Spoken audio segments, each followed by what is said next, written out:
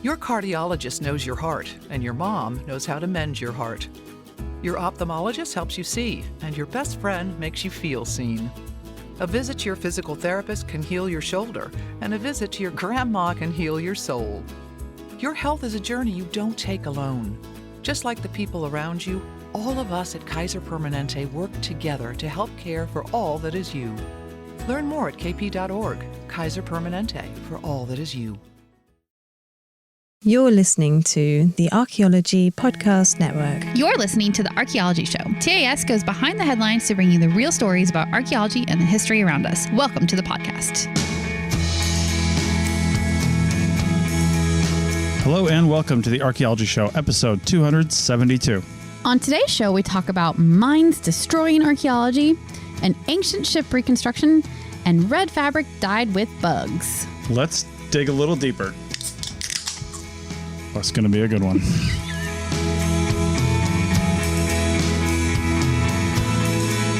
Welcome to the show. Hello. I'm so tired right now. You are. Yeah. You look fine to me. Oh, well, I always look good, but I'm tired. Yeah, today was a drive day for us, and as kind of per usual, we didn't super plan well, so I mean, we are recording the podcast after a long drive day. Yeah, I mean, we were supposed to record yesterday, but work kind of got away from me. Work did get in the way for both of us, for sure, but that's all right. I mean, we've got some cool articles to talk about, so it's a nice, relaxing end to a long travel day. I will say, though, much like when we went to Canada a few years ago and had poutine on day one, as you do when you enter Canada. Right. We got to Massachusetts, got our site set up. It was about 5:30 when we got everything all kind of unpacked. Yep. We immediately went into this small town that's nearby where we're at. What's it called? Wareham? Wareham. Yeah, it's near Cape Cod. Yeah, near Cape Cod. There's a bunch of tiny little towns here. Yeah. And immediately had fish and chips and clam chowder. Yeah, because we've been talking about eating chowder. Chowder. For the last 2 weeks in anticipation of coming here. Yeah. And I would say this restaurant delivered. It was pretty good. Yeah, it wasn't bad. It was a small little place right on the water. Yeah, it was really cute. Yeah, it was really cool. It was exactly what we wanted. So. Felt like a local joint because every single person had a really strong Massachusetts accent. I was like, we don't belong here, but that's okay. We're here anyway. We're enjoying this food. Yeah, another thing that made it feel local is that even though neither of us were super hungry, we both had a bowl of, you actually had fish chowder. I did try the fish chowder. The clam chowder definitely was better. Yeah. We're talking a lot about chowder right now. But then we shared it like an entree of fish and chips. But overall, the whole meal was under $40 with a tip. That's how you know it wasn't touristy. Yeah, that's true. It felt like local prices. Yeah. So it was good. Yeah. You know what's not good? What? Blowing up indigenous caves in Australia. Yes. Yeah. Not good at all. Australia. So, I know. God. I know. So Rio Tinto at it again, but actually more just the same old getting brought up again. Oh yeah, pretty much. All right. Well, this article is called "Results from." I don't know if it's Jukin or Juukin. I don't think it's there's a W, but I would think it's Jukin or Jukan. Maybe Jukan Gorge. I don't know. Our Australian friends probably know exactly how that's pronounced. But anyway, 47,000 years of Aboriginal heritage was destroyed in mining blast. Yeah. Super great. Thanks, guys. Yeah. So this article was published in phys.org, and what immediately grabbed me about this is that, actually, I think it originally was published in The Conversation potentially, and then phys.org pulled it over. Yeah. There's definitely some article sharing going on. There's credit for all of it in the thing, so you'll see it when you click on the link. But anyway, the article was written by the archaeologists that did the original work back in 2014. And they have recently published that work for the first time in quaternary science reviews. And this would be Michael Slack, Jordan Ralph, and Wallace Boone Law. So I guess in conjunction with releasing their results or whatever, they wanted to have a little bit more conversational discussion around the site and then what happened to the site that this work was published about. So that's sort of the context here. Yeah. So the sort of, I wouldn't call it the subtitle of this article, but like the first line of it, I'm just going to read it because it kind of gives you the immediate lay of the land. But in May 2020, as part of a legally permitted expansion of an iron ore mine, Rio Tinto destroyed an ancient rock shelter at Juukan Gorge in Putu Kunti Kurrama country in the Pilbara region of Western Australia. Yeah. That was a lot of traditional people's words there. So sorry if I got any of them wrong, but yeah. But yeah, so that's what happened. They were legally permitted to blow up this area as a part of expanding the mine. And it sounds like a lot of people were not happy about it. There was kind of an uproar on the world stage, so to speak. So yeah. So the archaeologists initially excavated the shelter in 2014, and that's what we're going to talk about for probably the bulk of this this article, because that's really what the article that led to this is about. It's not a political article. It's not about, we tried to get this done. We tried to not have this done. They do mention that they used the results of the 2014's article. The 2014 excavation to try to stop the cave from being destroyed. Yeah. But listen, the simple fact is we work as CRM archaeologists in the United States, and we've been on lots of projects where things have been found. And the simple fact is, if you go in and you find evidence of something and you record that evidence, and then you decide, or through your archaeological research, that no further information can be found, or that it is not significant following very specific criteria, or even if it is significant, there's still reasons why it could be not significant enough in that somebody could be permitted to come in and basically take it out. It just depends on the reasons for the thing that's getting done. Is it, iron ore is one of those kinds of things that somebody probably argued is national interests. They need iron ore for the country to move on and progress, and I don't know. Well, I wonder, so the blast happened 6 years after the initial excavations, which were in 2014. Yeah. And I'm like, well, that's 6 years. So did they just not have all the results of the study in yet? Because as we're about to get into, this is an extremely significant site for tens of thousands of years. I mean, it's hugely significant. So were the people who made the decision about allowing this explosion to happen, were they missing all the information? Did they not care? Did they exploit a loophole? I'm not really sure, because we don't have the whole political context here, but it would be interesting to know or hear more about that. In fact, our friends in Australia might know more about it, because I have a feeling it was more widely discussed in Australia, because this is the first I've heard of it, this article here. So yeah, I don't know. I mean, I don't ever want to stop progress, modern human progress. And archaeology is an inherently destructive science anyway, so they might have just felt like the work they did, by they, I mean the people giving the permit, they might have felt that the work that was done, which did destroy, because it's archaeology, that's what it does, was enough. But I don't know. Yeah, and listen, it's a simple fact that when you get in and you say as archaeologists that you've, quote, found everything and you've done all the work and you found all the stuff, and then a really tiny small handful of people say, well, this site's still significant to us. And even though that may be true, and it is true, and it's still sacred to them, even though you went in and dug everything up and you destroyed it all, because archaeology is destructive.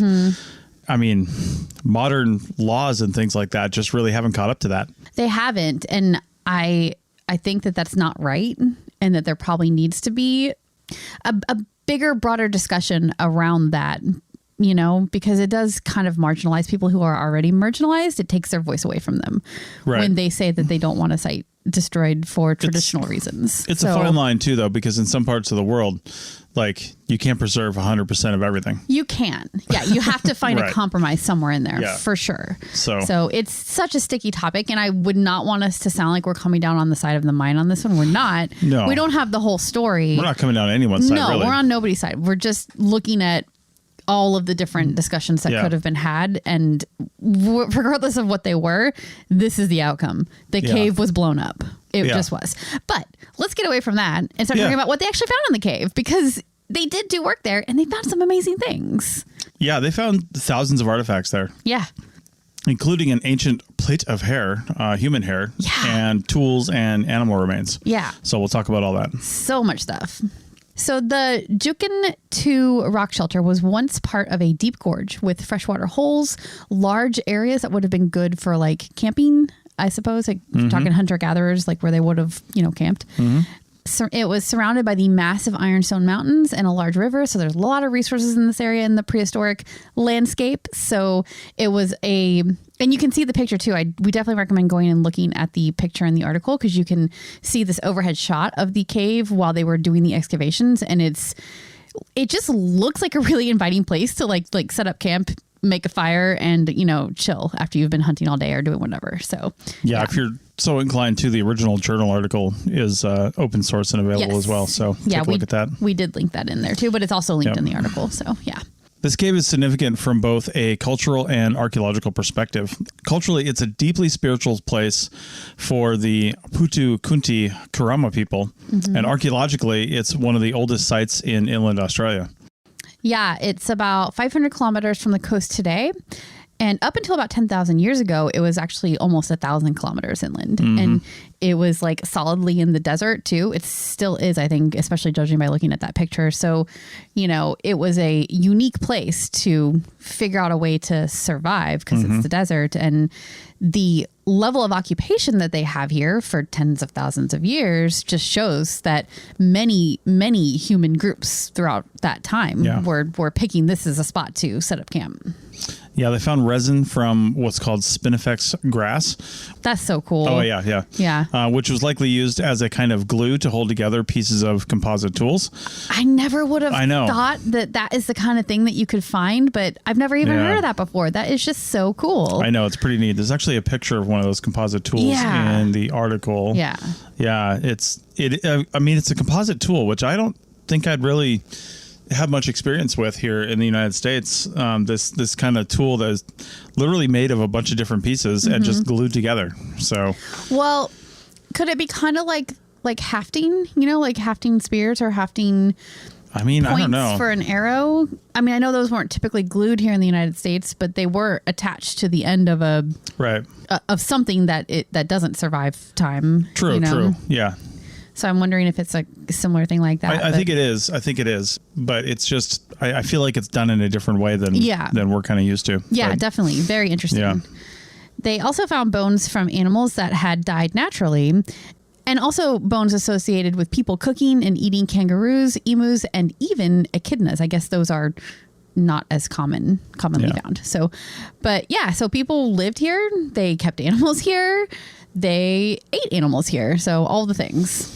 Yeah, the cool thing about the human hair is it was dated to about 3,000 years ago.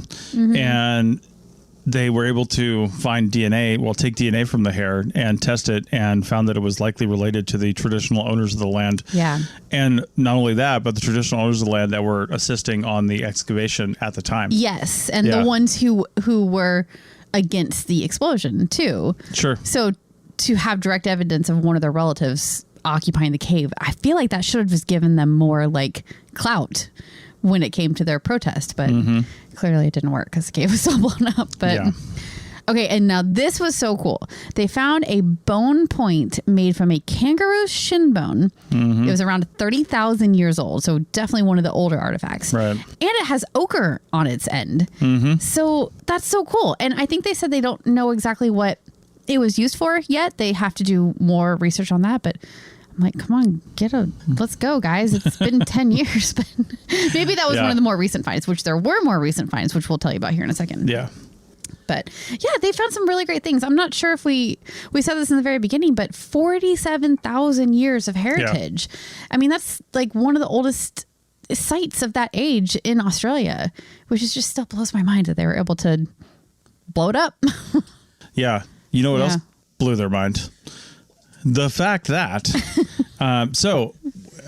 for those of you that don't know a whole lot about mining, we've worked on mine sites. Yes. And in mines, the reason they use a lot of explosions is because, it's, a lot of times they're just trying to either A, get to a vein of something that they actually want to dig up a little more carefully, right? So they got to blow up all the stuff on top of it. Yeah. Or B, they do just want to cart out all the stuff that they're blowing up and process it somewhere else. Yeah. Right. So one of those two things.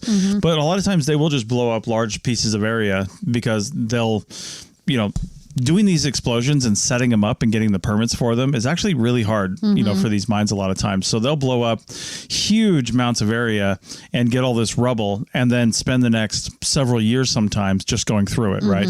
But they'll do this all in one big shot, right? They'll do these huge things. And that sounds like possibly what happened here, because the archaeologists were able to go back in after the explosions, after the cave was destroyed. Yeah. In probably, yeah, sure, it was unfortunate that the cave wasn't able to be preserved, but what a unique circumstance to go in after it was actually exploded. And now they spent about 2 years basically removing rubble, and were able to do that obviously without any mining activity nearby. So the mine wasn't there. Yeah. They weren't focusing somewhere else, clearly. Yeah. Which kind of also leads me to believe that, did you really have to blow that up right now? Did you have to do that? Could you have waited? Yeah. Like why couldn't they just remove that section I know. from the list of places to blow up, know? Like why? Yeah. But anyway, they were able to, spend about 2 years removing rubble, which would have to have included like the walls and ceiling of the cave, because that took them to the original floor. Yeah. And then they continued to excavate and find more amazing artifacts, including shell beads from the coast, the jaw of a Tasmanian devil, which we all know is a cartoon, so that can't be real. But those have been extinct on mainland Australia for about 3,000 years. So that kind of tells you how old they are. Yeah. I wonder how good the stratigraphy is after the area goes through a blast like that. Like it says they got to the original floor, but is it like an intact original floor, or is it just like the remains of a blown up original floor? It really just depends on how and where the blast was, really. Yeah. If it just blew up like the mountainside around it, it could have had no impact on it. Collapsed on top of it, basically. You just have to get that out of the way. Yeah, it really just depends. Yeah. So, it doesn't, if they even said the words original floor, it doesn't sound like it had any literal impact on the original floor. Yeah, it just covered it all. Yeah. So yeah. Anyway, interesting stuff, and I'm sure this is happening around the world constantly, every single day. Yeah. And there's not a whole lot you can do about it sometimes. It just kind of is what it is. Yeah. So. And like we said in the beginning, this article was written by the authors of the scientific paper. This article was written by archaeologists. And I have a feeling it was probably in conjunction with some of the traditional owners of the land as well. Yeah. It's almost written kind of as a protest to, not a protest, but just a, hey, look, we found all this amazing stuff. And then they blew it up. like wanting to get the word out there. And so it's definitely I guess what I'm trying to get at is it's probably a biased look at what happened in favor of the archaeologists, the cultural group involved, and what happened. So I would be interested to hear the other side of the story and to know, like, why was this able to happen?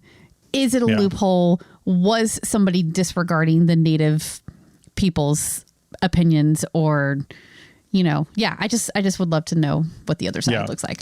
Now, I'm going to say something here, and we have no knowledge of anything that happened here, no knowledge of the laws, no knowledge of anything that happened. But I did hear somebody tell me one time on a mine, that like somebody that worked for a mine one time, and it was kind of told to me in confidence, but and this was decades ago, really. Yeah, almost. And it was American. It was an American here mine, in the United States, And they told me this. They basically said that it was, as long as you don't do it too often, that it's basically easier to just pay fines than it is to get permits. And sometimes if it looks like it's going to halt operations long enough, it literally is cheaper to just pay the fine, right? Because the fines for destroying archaeological site, a fine might be $50,000, but it might be costing you $100,000 a day to stop working. Yeah.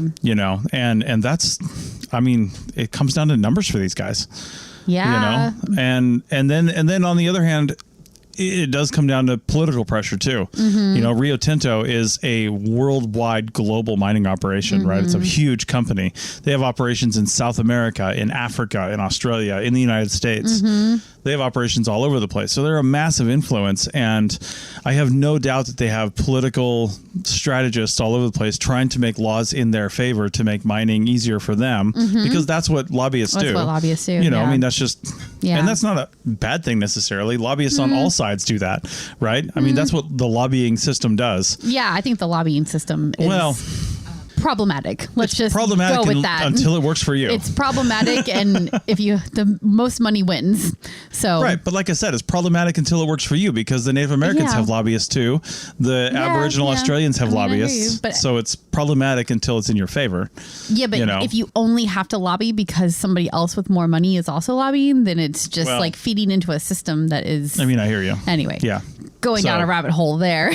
Anyway, the point is there was probably a lot more political, pressure on that side and probably political power, I guess. Yeah. And they just moved quicker. Yeah. And were able to advance before some sort of injunction could be made. Yeah. Before some stoppage could be made. Yeah. And then that could happen. So I mean, that's true, but these mines though, like I remember a mine that I worked for in Nevada, they cared more about maintaining a good relationship with all of the different agencies involved, and that included the public land agencies, BLM, Forest Service. I think it was a combination of all of them, as well as the tribal groups that also had a claim on the land.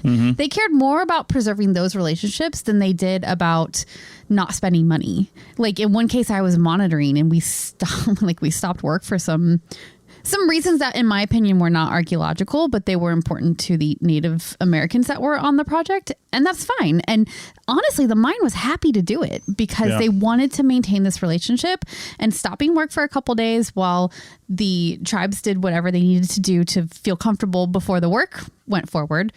They were happy to do it. It cost money, but they were happy to do it. Right. So mines can behave better, I guess is what I'm saying. True. They can behave better, and they can look at the relationships and cultivate good relationships with those traditional, what do they call them in Australia? Traditional owners of the land. In the end, though, they probably learned to do that in that particular case, in that mine, in that area, because more than likely that tribe or those areas, you pushed back, as well they should. And they probably pushed back a number of times that if they didn't stopping for a few days probably cost them less money than moving forward and saying, nope, you know what, this isn't worth our time. Then the tribe pushes back, sues them, costs them even more money. Because in the end, it always comes down to money. Yeah. I mean, it always comes down to money. And they said, you know what, you're right. This gives us goodwill, gives us political goodwill, but ultimately it costs our shareholders less money. Yeah, I mean, that's possible. I hate to look at it from just a money perspective because the people I was working with seemed like they just wanted to have good relationships with all of the people. Yeah, but they're on the low end. Yeah, they were. Yeah, we all were. We were all the grunts just doing the work and wanting everybody to get along. So, yeah. All right. Yeah. Well, you know what else gets along? Goat hair and reeds. If you put them in the right combination, they'll float. Let's find out why on the other side of the break. I think you just gave away the whole segment. I did. We're done. Let's go to 3. People are driven by the search for better. But when it comes to hiring, the best way to search for a candidate isn't to search at all. Don't search, match with Indeed. The hiring process can be slow and overwhelming. Simplify hiring with Indeed. Indeed is your matching and hiring platform. With over 350 million global monthly visitors according to Indeed data, and a matching engine that helps you find quality candidates fast. Ditch the busy work. Use Indeed for scheduling, screening, and messaging so you can connect with candidates faster. Join more than 3.5 million businesses worldwide that use Indeed to hire great talent fast. Listeners of this show will get a $75 sponsored job credit to get your jobs more visibility at Indeed.com/PODKATZ12. That's Indeed.com/PODKATZ12. Terms and conditions apply.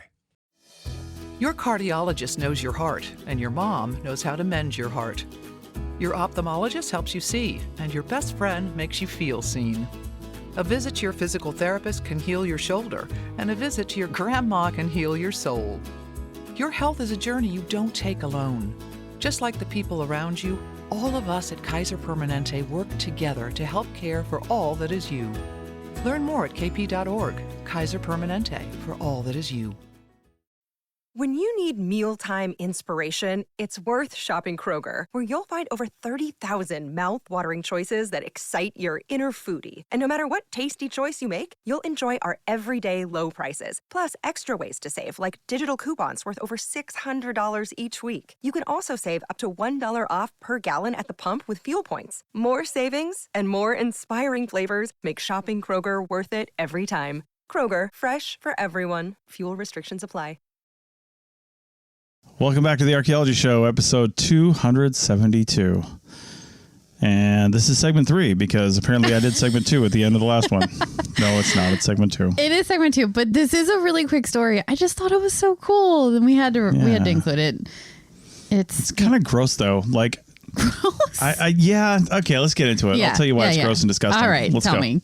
No, let's just do this, and then I'll tell you why it's gross. Okay, all right. Yeah, so go ahead. So this was published in the Miami Herald. Again, coming through with the hot archaeology news. Yeah, because the Miami Herald won't report on the fact that they'll be underwater in like 2 years.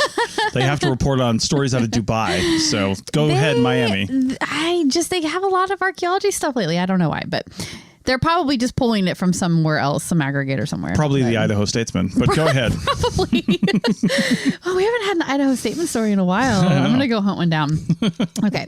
So this article is called Ancient Ship Made of Goat Hair and Reeds Reconstructed Off Abu Dhabi Photos Show. I don't know why they had to put photo show at the end of that title. Wasn't that like kind of a dumb thing to include? That's a newspaper article. Yeah, it is. So, but that being said, go look at the photos because they are really cool and the photos do show. So the reason we like this story is because this is basically experimental archaeology on steroids, and it's just really cool. These people went to great lengths to recreate an ancient ship, basically. Call it on heroids. Nope. Heroids. Nope. There's no hair. It's reeds. Goat hair. Oh, goat hair. Right. The goat hair was used for sewing, but yeah. Yeah, it's still gross. And okay. Yeah. All right. So a team of specialists reconstructed a 4,000-year-old ship and put it to sea off the coast of Abu Dhabi. Again, felt like that was a little bit misleading. It's not an actually 4,000-year-old ship. It is in the style of a 4,000-year-old ship. Yes.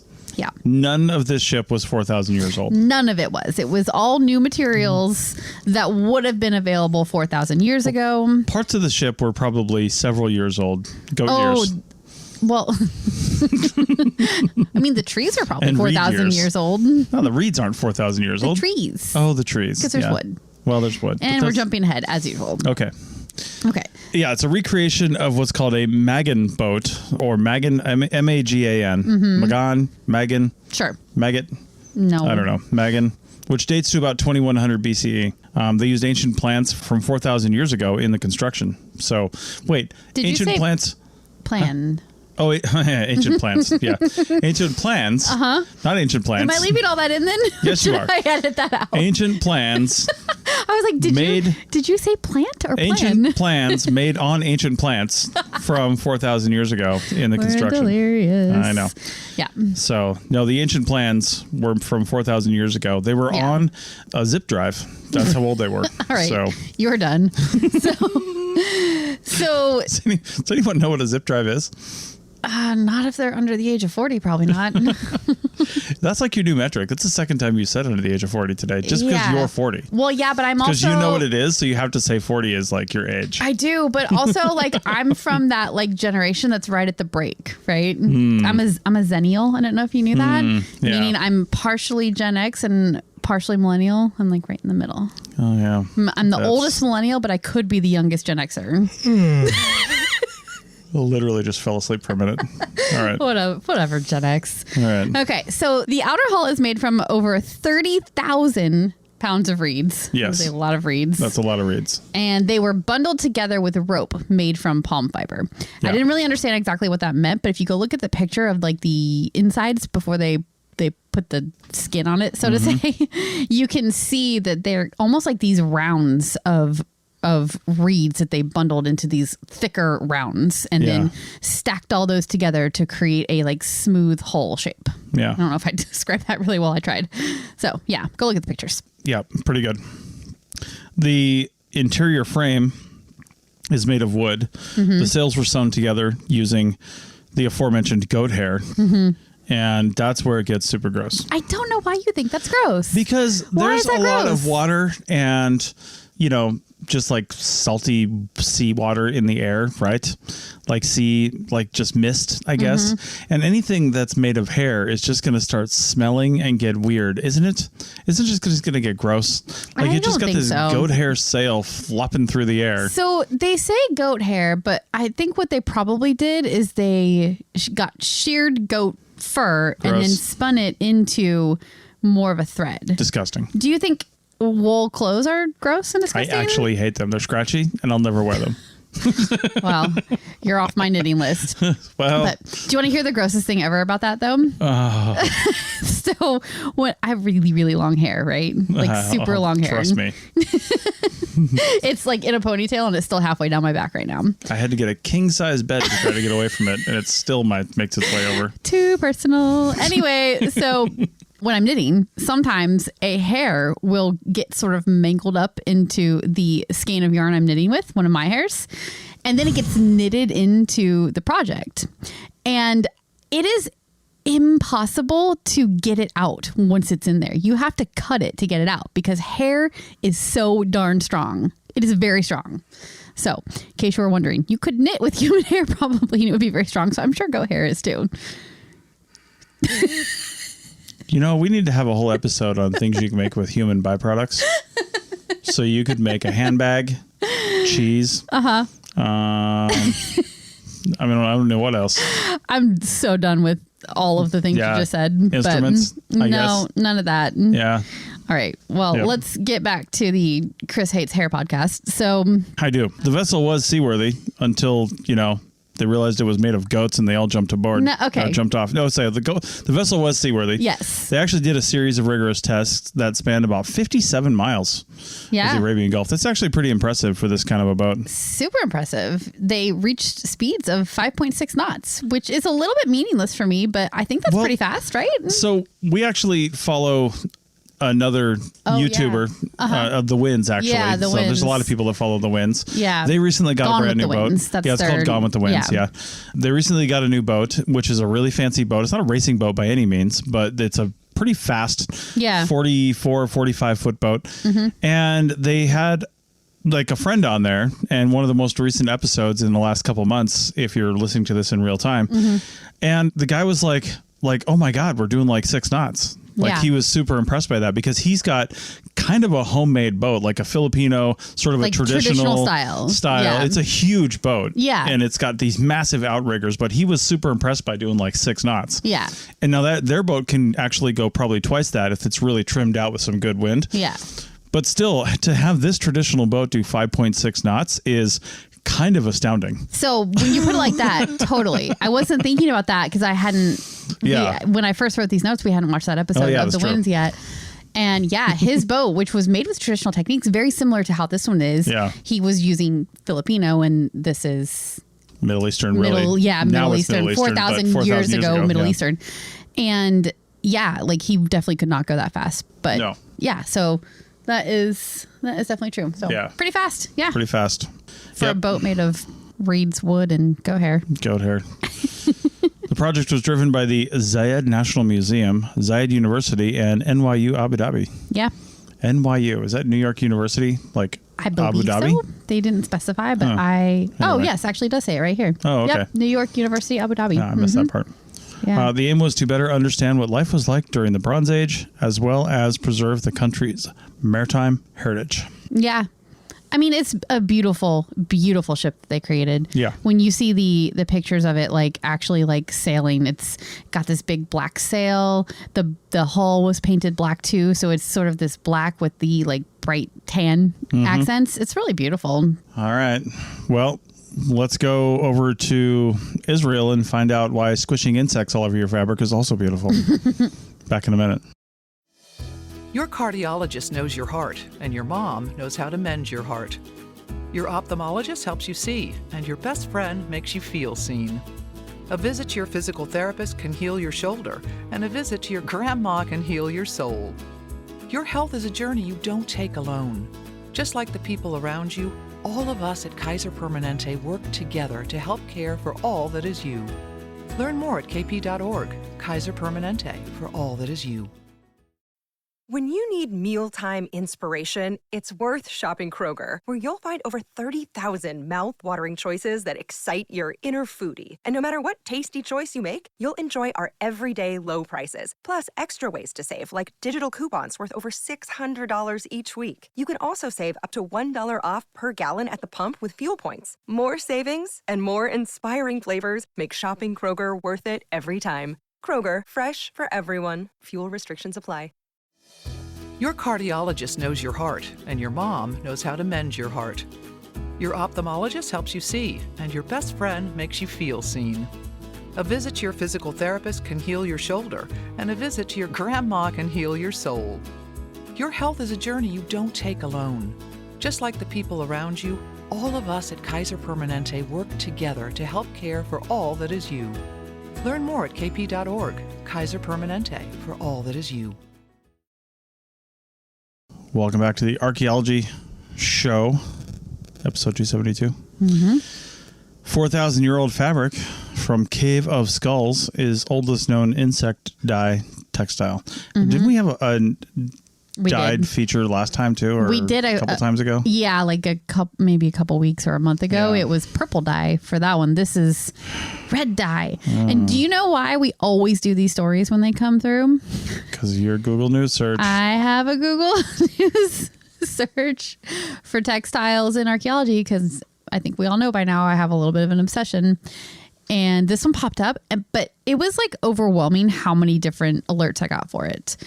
Like, I don't know, 10 to 15 different news sources reported on this. So nothing ever comes up in my Google News search. Well, you know, no articles ever show up. Really? Yeah. What, do you not have any? No, I have one for aliens did archaeology. Like aliens did it, and nothing ever shows up. It's crazy. Yeah. Well, maybe you're why? Looking in the wrong place. Because aliens didn't do it. Yeah. Correct. So. Yeah. So the article we linked to is one of many that came through the Google alert. And this one is ancientorigins.net, which is really not my favorite news source to link to, but they actually did a pretty good job on the article and I don't really have any complaints. So yeah. All right. Yeah. So the premise here is that archaeologists have uncovered an ancient textile dyed with the Kermes vermilio insect, and that is in the Cave of Skulls in Israel. Yeah.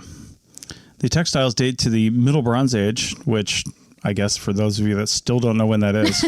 Well, wait, hold on. As we've discussed on episodes dedicated solely to this topic, it's different everywhere you go and in every part of the world. So they know we're talking about Israel, and everyone knows when the Middle Bronze Age is in Israel. Okay. In this cave. Well, for those few people who don't know. Yeah, you know who we're talking about. Please tell us. What are those dates? You know who you are. 1954, not 1954. Well, I guess it's 1954. To 1767 BCE. BCE. So BCE. What? Almost 4,000 years ago, basically. Yeah, a long time ago. Yeah. The Cave of Skulls is located in Nahel Za'elim in the Judean desert. Yeah. Yeah, and this site has been excavated many times over the years since the first excavations in the 1960s. And most recently was 2016, which is, I believe, where this study is coming from. Yeah. It was published in the Journal of Archaeological Science Reports. Yeah. They found over 430 textiles from various historical periods. So lots of different things, which is kind of weird from lots of historical periods. I'm not sure why. I guess what that tells me, actually, just if I knew nothing else about this article and nothing else about this cave, it would tell me that textiles were common. Obviously, people wore clothes. Yeah. And it would tell me that people routinely or commonly either buried with them, deposited them, got new ones or repaired them or did things or made them or did stuff when they would. Just was a very common thing. And also that this cave preserved them very well.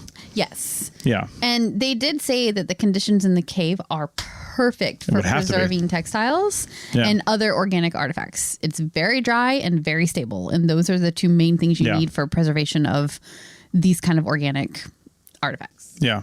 Yeah, they're from mostly 2 time periods. Yeah. The Chalcolithic period, which, again, for those idiots out there that just have no idea when that is.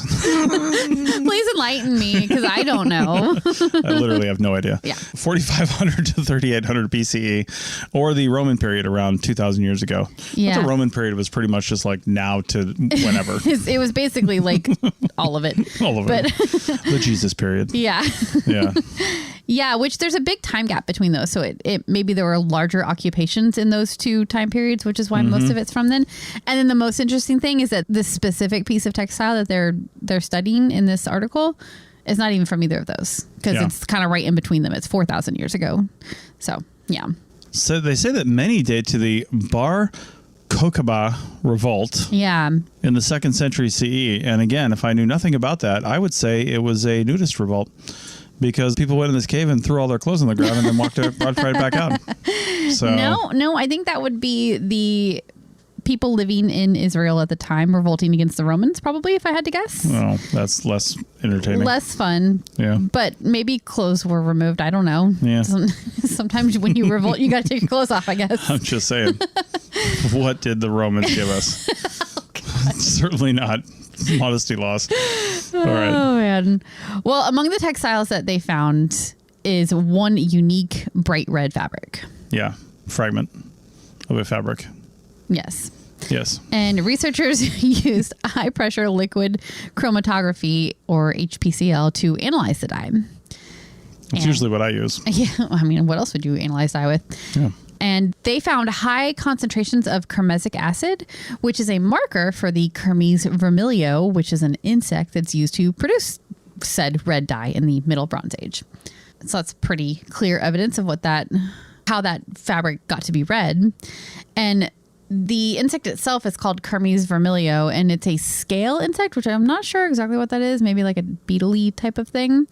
And it lives on oak trees, and of course, it produced this super vibrant red. But the other important thing about it, almost more important, I would say, as somebody who has done a lot of fiber dyeing in my day, it is a more stable red hue. So you could trust that it was going to produce the color that you wanted.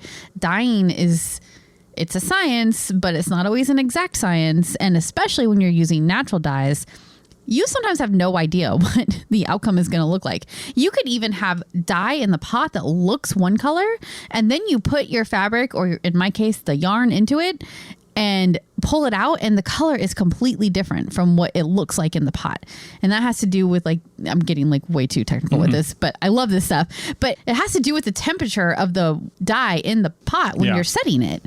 So if it's really hot, it can set at a slightly different shade than if it's a lower temperature. And then you learn how to control that as you get really good at it. So anyway, there's a lot of science and also just like experience that goes into working with these kind of dyes. I never got very good at working with natural dyes. They're too complicated. Also, it's super gross.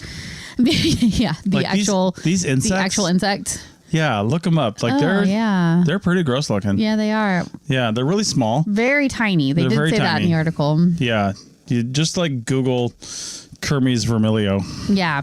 Yeah. And so, as you can imagine, because they are super tiny, collecting them is labor intensive, and they're so small. Each insect doesn't produce very much dye, so you got to get a lot of them in order to get enough dye to be able to do anything. So, you know, when you've got something like that, a product like that, that is desirable, you know, the rich people of this time period like to wear red and vibrant colors like that. Of course they did. And maybe they liked it specifically because it was expensive, because it was labor intensive to produce, or maybe because it was a super vivid, bright color, or maybe all of that combined made it desirable. But either way, it was luxury, status. Those were the people wearing these clothes. So, yeah.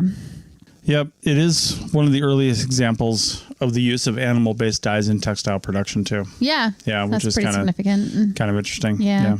I mean, that's really like the most significant thing about it, right? Because I would say so. You know, people figuring out that they could crush up these little insects and turn it into a really pretty color is kind of amazing. Like how did they... Who just like got super pissed and crushed a bunch of these insects and was like, what is on my hand right now? Yeah, like it must come out with like a dye color when you squish it. I mean, something. It must come out with a red color when you squish it, and that somebody thought to try to dye with it, right? It's the only thing that makes sense. I mean, I wonder, like, we just don't think that way anymore. You know, like I would never go squish a bug and think, what color are you going to make? Well, I mean, I see a lot of them squish on my windshield driving the RV. You know, because they, like, when you're driving your car, you see a bug squish on the windshield, sure, but you see a lot more on the RV because you're driving a straight wall. Yeah. Right? And they just splat. And there's a multitude of colors. But it's mostly, well, not colored, like yellowy white. Yeah. That's gross. Why are we talking about this? It is pretty gross. One did splat super red, though. Remember that? Yeah, it was like a splat of red across the windshield. But I think that was blood. But a mosquito? I think it was a blood eater. Well, maybe. Yeah. Well, anyway. Anyway. All right, so that was good. We digress. So, yeah, super cool, like, piece of fabric, though. So, you know me, I'll keep hunting for fabric, and maybe someday I'll get back to figuring out how to use natural dye, because you can still get this stuff, and you can still use it to dye yarn or fabric or whatever you want. So, you know. So send Rachel your bugs if you find any. No, process them into dye first, please. I don't want the bug bits. We'll give you an address. Yes. Send it to Tristan at archaeologypodcastnetwork.com. Send your bugs to him. Yes, send them to him. Yep. Yeah. No, you can actually send them to Dr. Andrew Kinkella at Moore Park College. Is he our new scapegoat? He's got a lab. He does. He can figure it out for us. Anyway. Oh my gosh. All right. So, hey. I hope he hears that. I won't do a shameless plug for our Roadster Adventures Instagram at Roadster Adventures Instagram because clearly no one wants to follow us. So I won't plug it again. But I will say that, you know, we are over here in the land of the original settlers and colonists to, you know, at least America. The white ones. Mm-hmm. When I say original, I mean original 400 years ago. You mean the invaders. Not 14,000 years ago. Right. Yeah. And so we're going to be doing a lot of sightseeing and visiting and a lot of cool things. And we kind of decided that we're going to do we're obviously going to do a few podcasts that are associated with stuff like this, at least one. And it just depends on how that goes. But we're also going to do some like kind of on-site, just kind of off the cuff recording on some of this stuff. Yeah. And we're going to throw some of that into some bonus episodes. Yeah. That we're not really going to edit too much. It's just going to be us talking a little bit. And if you want to hear that, you're going to have to be APN subscribers. It's going to be so different from the way we talk on this podcast right now. Oh yeah. This is so polished and this is heavily scripted. Yeah. And, it's going to be totally different from this. What was that? I was just talking to our producer.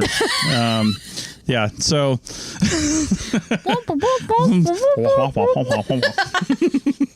wow. That's the producer in the control room in the RV next door. Yeah. They travel with us. Yeah. Yeah.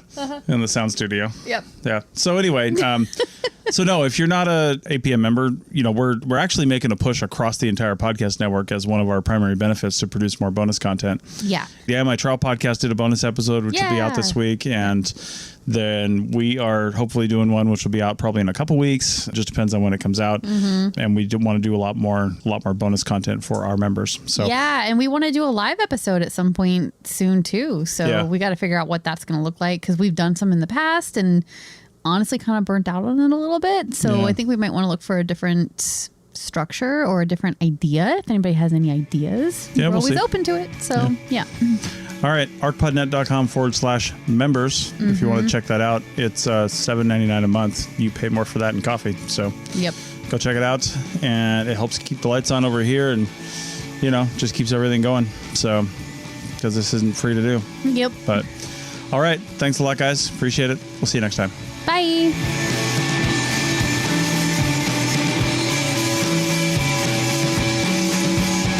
Thanks for listening to The Archaeology Show. Feel free to comment and view the show notes on the website at www.arcpodnet.com. Find us on Facebook, Instagram, and Twitter at ArcPodNet. Music for this show is called I Wish You Would Look from the band Sea Hero. Again, thanks for listening and have an awesome day.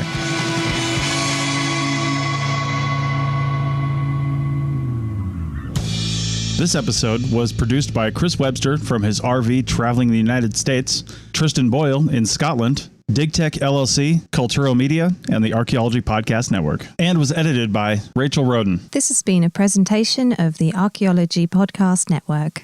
Visit us on the web for show notes and other podcasts at www.archpodnet.com. Contact us at chris@archaeologypodcastnetwork.com.